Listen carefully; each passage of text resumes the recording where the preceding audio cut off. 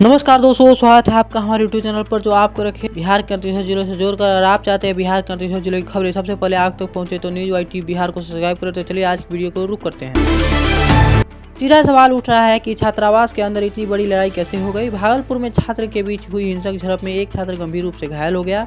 इसके बाद परिसर में अफरा तफरी मच गई। अभिभावक और छात्र हॉस्टल की सुरक्षा, वार्ड की मौजूदगी और रात्रि निगरानी व्यवस्था पर जवाब मांग रहे हैं। जब घंटों बिजली नहीं आती तो लोग चुप नहीं रहते। समस्तीपुर में 8 घंटे से अधिक बिजली कटौती के बाद निवासियों ने स्टेशन का घेराव कर दिया। दुकान बंद रही और छात्र की परीक्षा तैयारी सीधे प्रभावित हुई, जिससे बिजली विभाग पर दबाव बढ़ गया। थाने के बाहर परिवार का प्रदर्शन इस बात का संकेत है कि मामला गंभीर है। गया में पुलिस हिरासत के दौरान एक युवक की तबीयत बिगड़ने के बाद मौत हो गई। परिवार पुलिस प्रक्रिया पर सवाल उठा रही है और जांच की मांग कर रही है, जिससे कानूनी व्यवस्था पर जनता का भरोसा प्रभावित हुआ है। सुबह पानी न मिले तो पूरा दिनचर्या बिगड़ जाता है। दरभंगा में मुख्य पाइपलाइन क्षतिग्रस्त होने से कई इलाके में पूरे दिन पानी की आपूर्ति बंद रही। घरों और छोटे व्यवसायों को टैंकरों पर निर्भर होना पड़ा, जबकि नगर निगम की प्रक्रिया का धीमा बताया जा रहा है।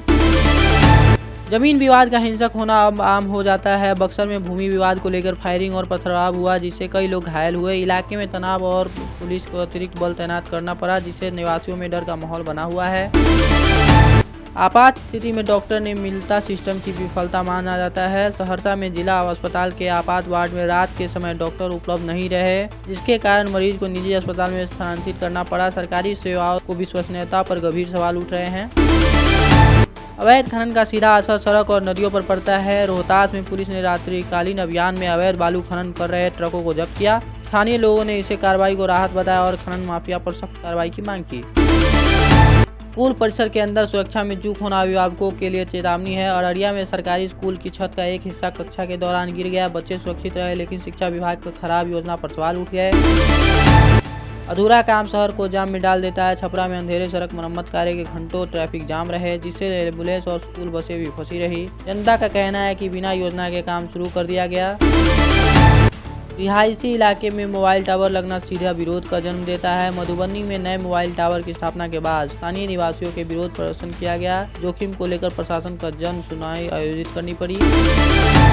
ठंड का सीधा असर काम और कमाई दोनों पर पड़ता है। पूर्णिया में कड़ाके की ठंड के कारण दैनिक मजदूरी को कम लाभ ठप हो गया।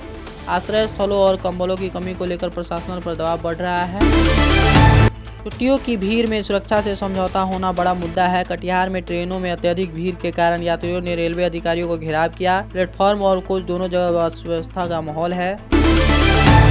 दुर्घटना को रोकने के लिए सख्त कार्रवाई जरूरी हो गई है। बेगूसराय में पुलिस ने रात्रि जांच अभियान के दौरान नशे में वाहन चलाने के मामले में कार्रवाई की और वाहन को जब्त किया। सड़क सुरक्षा को लेकर शून्य सहनशीलता का संदेश दिया गया। आग की घटनाओं में छोटे व्यापारी सबसे अधिक प्रभावित होते हैं। मोतिहारी में तड़के लगी आग ने बाजार क्षति कई दुकानों को जला गई, जिससे लाखों रुपए का नुकसान हुआ। अग्नि सुरक्षा और प्रतिक्रिया समय पर सवाल उठ रहे हैं। स्कूल खुलना लेकिन पढ़ाई न होना अभिभावकों के लिए चेतावनी संकेत है। जमुई में शिक्षा की कमी के कारण सरकारी स्कूल में कक्षाएं रद्द की गई। अभिभावकों ने प्रखंड शिक्षा कार्यालय में शिकायत दर्ज कराई। वाहन चोरी पर कार्रवाई से निवासियों को राहत मिलता है। लखीसराय में पुलिस ने बाइक चोरी गिरोह का पर्दाफाश करते हुए आरोपियों को गिरफ्तार किया और चोरी की गई बाइक बरामद की गई। इलाके में अपराध का डर कुछ हद तक कम हुआ।